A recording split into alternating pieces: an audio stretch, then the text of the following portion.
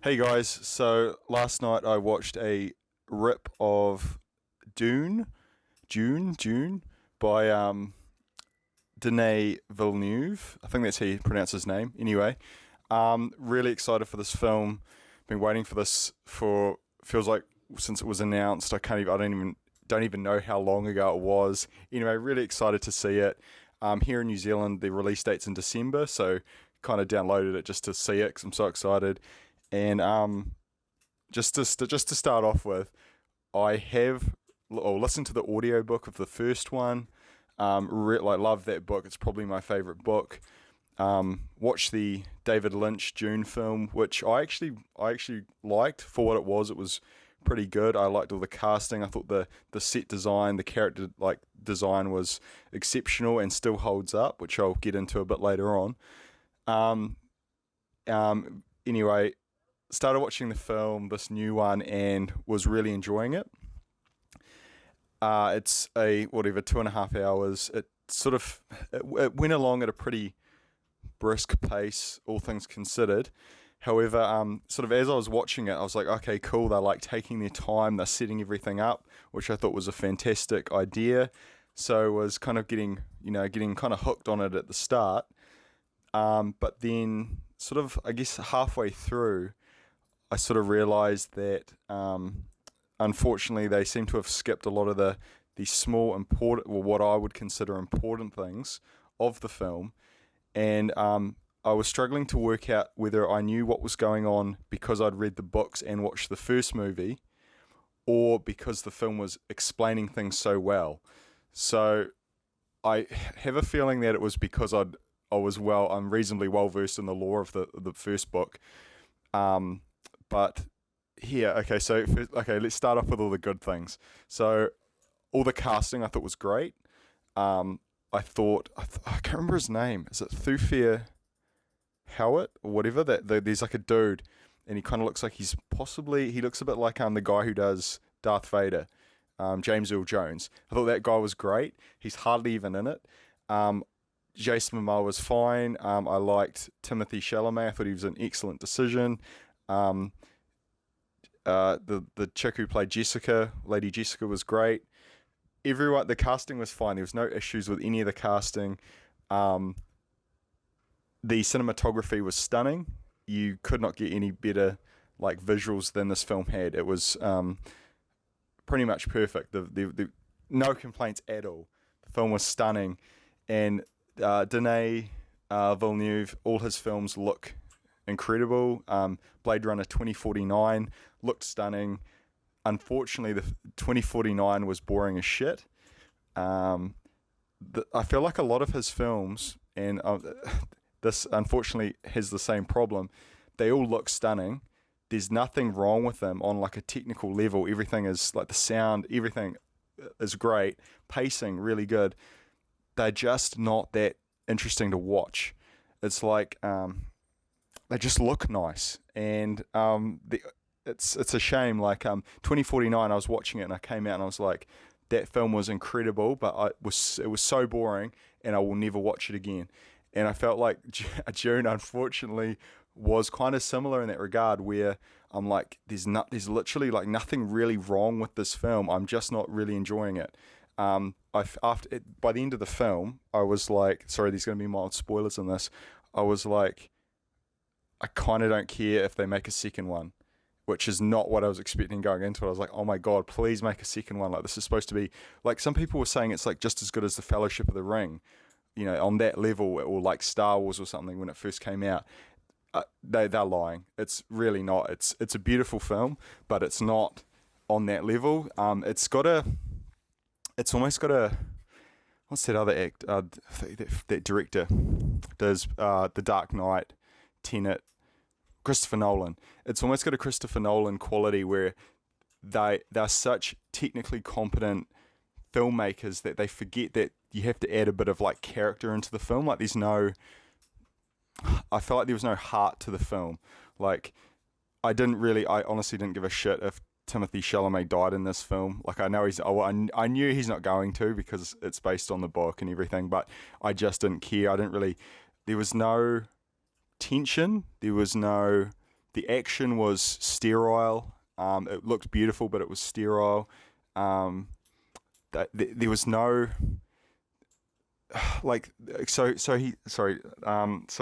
Paul Atreides is supposed to be this messiah figure that's been put on this planet, and for centuries beforehand, the Bene Gesserit class of, I guess, nuns have been setting up this religion, seeding this religion across the universe, basically, and on this planet, because they want control of this planet eventually when the time is right. Now, I feel like you didn't get much of that understanding in the film. Like, you kind of got it, but you didn't understand why that was so important. Like, you didn't. I feel like it didn't explain why the spice was so essential. You were like, okay, it's used for navigation. Okay, cool. Like, what of it? Like, it didn't. They didn't explain the function of the spice. I don't even think they called it the spice melange. I don't think that wasn't mentioned at all in the film. There was like the mentats weren't mentioned at all. They showed them, but there was no mention of why the spice, how the spice is used with mentats, which was important. It's not like a throwaway thing. Like, it is quite crucial to understanding the importance of the planet. There was, yeah, there was. They took. It was like they took the gist of what happened, beat by beat, and put those beats in, but there was no connective tissue that was substantial to enrich those scenes, if that makes sense, enrich those beats. They were there, but they looked nice. The acting was great, but there was no, I don't know, it was very functional, I guess you'd call it. And yeah, I don't know, it was disappointing. Like I'm watching it and I'm like, okay, this is cool. Like the Baron, for instance, looks great. Stellan Skarsgård, excellent choice. He's in it for 3 very short scenes. You don't understand. You don't really get a feel of who he is, what his relationship is to the Emperor, what the politics are behind it. It's just, he's just a bad guy and he is fat and he floats. Like, and it almost looked comical. I think there was a scene where, spoiler alert, the Duke crushes his poison tooth, and all of a sudden, the obese Baron is up in the roof somewhere, and you're like, what? Okay, cool. That looks weird. There was just some weird choices. There was a few unintentionally funny scenes. I'm trying to remember which they were. There was the bit where I think they were the Sardaukar gently float to the ground, and it just looked kind of funny. Like, I don't know why it was hilarious. It looked kind of, there was nothing wrong with it. It was just funny. And like, there was another bit where there was oh yes, that's right, the Mongolian throat singing. So they go to this planet. It shows this planet where all the Sardaukar forces are, which you don't get an understanding of why the Sardaukar are so powerful, what they used for. It was just like, oh, they're just some army, and there's this guy doing like Mongolian throat singing, and that was just, I don't know, it was just funny. It was cool, but it was like unintentionally funny. There was, again, the visuals were stunning. There were these like guys upside down on like crosses or something, on like these stone obelisk things upside down, like they were crucified, and I think the blood was draining off into like a pool, and people were like collecting the blood or something, and it looked really cool. But other than that, that was it. Another thing, sorry, spoiler alert. Maybe don't watch the trailer before you watch this film, because they literally show all of the sandworm scenes in the trailer. That shot in the trailer where it shows the sandworm like looking at Paul and Jessica is pretty much the only time you see it fully, and it's lost its impact because you've seen it in the trailer. The sandworms are, honestly, like, I know this sounds stupid, but the ones in the original 84 movie, just as impressive. Even though that film was from like 84, it still looks good. I think there was just, they're like, I don't want to sound like I'm nitpicking, but there's a lot of things that the 84 film, despite all its flaws, did really well. And in hindsight, you can look back and go, well, I mean, it's David Lynch. Like, David Lynch, you either like his films or you don't. I happen to love his films, despite their weirdness. I think he's fantastic, but I think he did choose some. I think he gets character like moments. Like he's great at creating these characters, and I think Dune has a lot of characters, and that's why they're kind of quite memorable. Like the scene with in the 84 one where you've got the weird Baron who's like ginger and he's got all these like pus things on his face, and Sting comes out of like, I don't know, he comes out of like the shower or something, and he looks like Peter Pan, and it's such a bizarre weird moment, and the Baron's like a pedophile and he's like loving the Sting, even though Sting's like 30 or something in the film, coming out, and it's just so weird, but it's like such a like such a scene, and it says a lot about the characters, and yeah, I don't know, this film just, I feel like it didn't have those weird moments that kind of stick in your head, like Paul in the 1984 film that actor, I forgot his name, but he's a great actor. He did he was great at being this sort of semi-naive kind of rebellious royalty thing character, and then once he gets the spice on the planet and things start going wrong, he definitely changes to more mature, more commanding. You see that change, whereas in this film you didn't. Paul's just the same. He doesn't smile, I think, the whole film. Maybe he has, and that's another thing that really annoyed me, is he has these visions, and I'm watching these visions taking place, and I don't understand what they're referring to. Like I've read the book, like I know what his vision should be, but I'm not getting that from the movie. I'm like, okay, who's this? Like, why does it keep showing Cheney? Like, she's not that important. Like, he keeps having these visions, and I don't understand it. And then some of his visions he like seems to get all upset about, but I feel like it doesn't explain. Oh, bless you. It doesn't explain. Just have a sneezer in the background. It doesn't. I know. I just didn't get a feel that he was like, he's supposed to be the one. But I'm like, if you don't know the book, you're like, what is he the one of? Like, what's he saying? He can see the future a little bit. Like, cool. Like, why is that important? You don't understand why the Fremen are important. It's just like, yeah, I don't know. I'm sort of baffled by all these really positive reviews, because yes, it's a technically a very good film, but like, there's no, like, I feel like the general movie going audience is not going to really give a shit about this film. It's going to be another 2049 situation where they're going to go see this film because it got good reviews, but they're not going to want to see a sequel because it's so long that it's not very. There's no, like, does anyone care about Paul in this film? Like, he's not really that likable.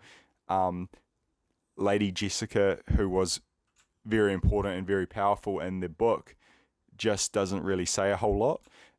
The Duke doesn't say a lot in the film. Like, there's no, I don't know, I feel like there's so many missed opportunities for a film that was so long, and cutting the book in half, they just missed, I feel like, the important things, which are the small things, not necessarily the big things. And that's why I think the 1984 film did a good job, all things considered. It was very rushed, but they still hit on the points that I think were the important parts. Like, and I think David Lynch does a good job in the original of the visions, and they're very like dreamlike, but you kind of get a sense of kind of where they're leading, and just odd. Like, they're weird, but they're very dreamlike and very like David Lynchy, which is I don't know. I think he was good. And also, I know some people bagged on the 84 version because there was a lot of, the book's very heavy on inner dialogue. A lot of the characters' exposition is done through their thoughts, and that's very hard to get across in cinema because voiceovers are kind of not a great thing in cinema. They're very easy to do wrong, and the David Lynch film had a lot of voiceovers, which gave you an understanding of what the character was thinking. And in this film, they do away with all of them. So often you're left not really knowing what the character's thinking, or really not really giving a shit what the character's thinking because they've just got the same look on their face the whole film. Which I found I was like, I don't really, I sort of tuned out halfway through, I'll be honest. And yeah, I don't know, and I don't know, just some weird things to omit from the film. Like this, like I think, like for instance, there's some like classic lines that didn't really do anything for me in this film. Like the whole what's the chant with the whole fear is the mind killer, fear is the little death.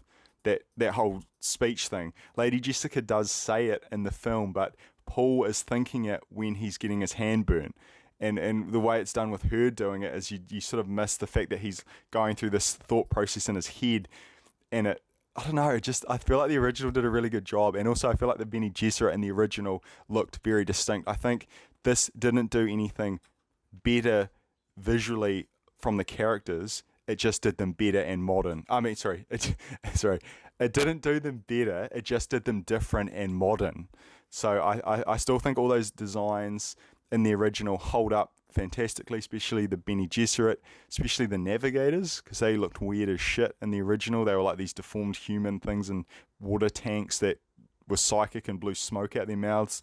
In this, you don't get any explanation of space travel, the whole folding space and the Holtzman effect and the how it's done, whereas I think the original actually did a really good job. It looks really cool. It looks visually, the ships look cool, but you don't really get I don't know, it just the film felt hollow. And I'm sure there's probably a director's cut that's got fixed everything that I just said. It's probably got all those little scenes in, and the studio was like, nah, fuck it, make it 2.5 hours. It really needed to be 4 hours. It needed to be like Justice League, the Zack Snyder Justice League. Or alternatively, it needed to be a miniseries. For instance, that film on Peacock, I think it is, or Apple, one of the different streaming sites, is a show called The Foundation, and that is set in the future, like similar to Dune, and that looks fantastic. And that's a TV show, and I think this film could have been the same, because like the sets were all like pretty. I think you could do that in a TV show. Yeah, I don't know. I don't know if it'll get a sequel. I think I kind of want a sequel to see if it fixes the things that I'm complaining about in this one. I don't know. I think, yeah, it's this film is not for everyone. In fact, I wouldn't recommend it to anyone that wasn't already a fan of the books. I think it really needs the TV. It's like if you took Game of Thrones, the first book, and tried to make that into a movie. I just think it wouldn't work. And I think Dune is the same. I think, for instance, they didn't set up Princess Irulan at all. I know she's not really that important, but they sort of foreshadow her throughout the book, and in this they don't even mention her. Because you're always like, who's Princess Irulan? Like, they don't show off the Emperor. You don't see Sting's equivalent. I don't know what that character's name is. I forgot. You don't see him. You don't really see the Fremen too much. The sandworms are kind of like, whatever. It's not, the action's kind of dull, I'll be honest. But it's not, despite all my whinging, it's not a bad film. It's just it's a Denis Villeneuve film. So if you know what I mean by that, you'll probably enjoy it, but it is a bit of a slog to an extent. Anyway, guys, sorry, that was a really long rant. I think probably the take-home message is maybe watch the David Lynch film, then watch this. So then you might have a better understanding of what it is, or just listen to the audiobooks. The audiobook is fantastic. There's also the mini-series that they made in like the early 2000s, which is actually supposed to be pretty good, even though the CGI looks it looks rubbish. It's still apparently really good. So anyway, guys, thanks for listening. Comment below, tell me what you think. How am I wrong? How am I right? Again, this is just my opinion, but yeah, and subscribe for more content like this, and I'll see you guys in the next video.